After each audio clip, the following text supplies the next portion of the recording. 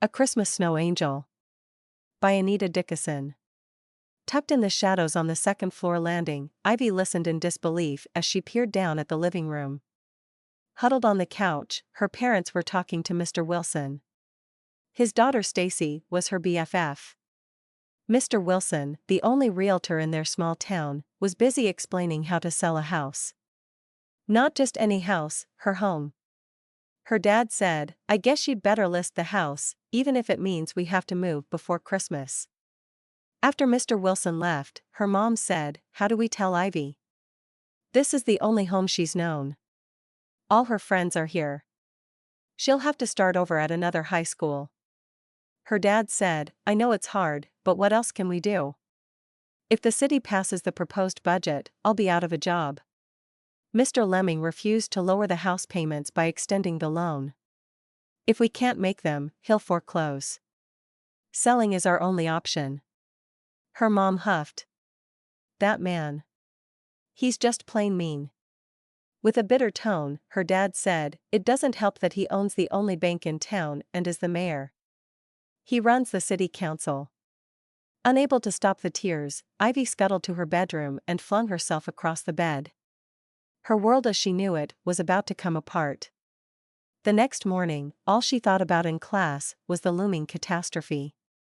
Stacy was waiting in the crowded hallway when Ivy walked out of the classroom. Stacy grabbed her arm, tugging her toward the cafeteria. "Oh, my gosh. I couldn't believe it when Daddy got home last night and said he was selling your house." Ivy wailed, "Oh, Stacy, it's just awful. I don't want to move." After they were seated at a table, Ivy explained what she'd overheard as they spread their lunch in front of them. Stacy said, "For sure, no one likes Mr. Lemming. Heck, none of us even go to his house for trick or treat." She waved her sandwich. "Daddy said that what happened to Mr. Lemming was no excuse for his behavior." Ivy swallowed the bite of her sandwich. "What happened to him?" Stacy shrugged. "I don't know." Back in class, the more she thought, the more her mind circled back to what Stacy said about Mr. Lemming. Was this like a mystery? Solve it and have a happy ending.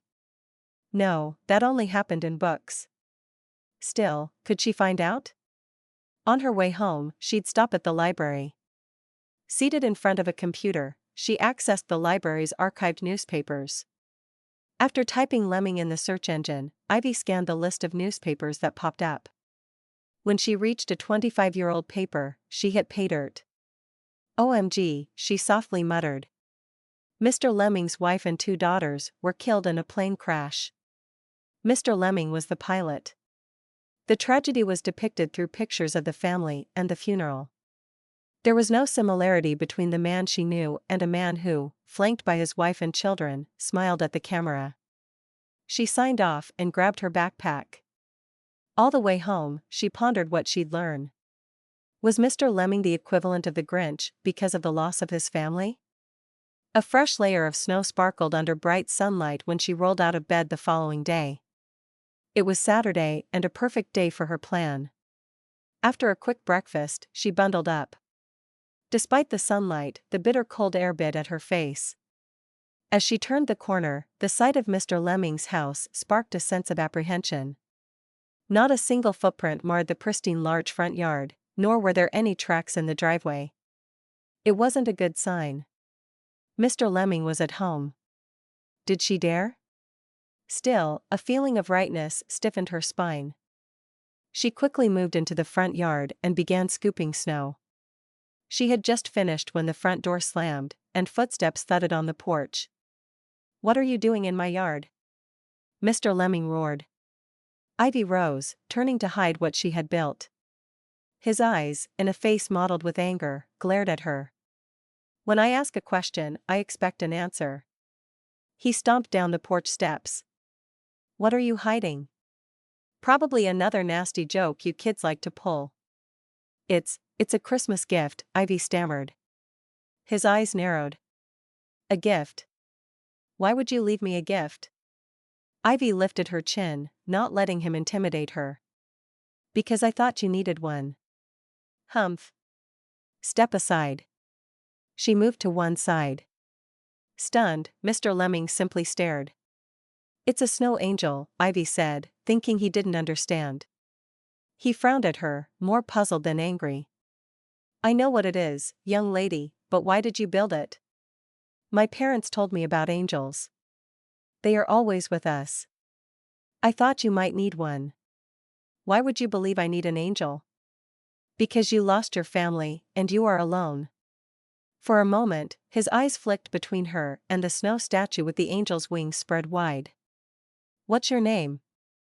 he asked, his voice husky. "Ivy Clements." "Becky and Jeffrey's girl?" "Yes, sir." "You'd better head home." Before she turned the corner, she looked back. Mr. Lemming still stood in the yard, staring at her snow angel. Later that afternoon, she was seated at the kitchen table working on a math assignment when her father walked in. He pulled out a chair and plopped down. "You're not going to believe this, but I got a call from Mr. Lemming. He's extending the loan. And that's not all. I heard the council isn't going to cut the budget. Too many people would lose their jobs. It wouldn't be good for the town." "Can you believe it?" Her mother squealed, "OMG. We won't have to move." "What changed his mind?" "I don't have a clue, and neither does anyone else." Ivy smiled. She knew why. Mr. Lemming wasn't alone anymore. He had an angel.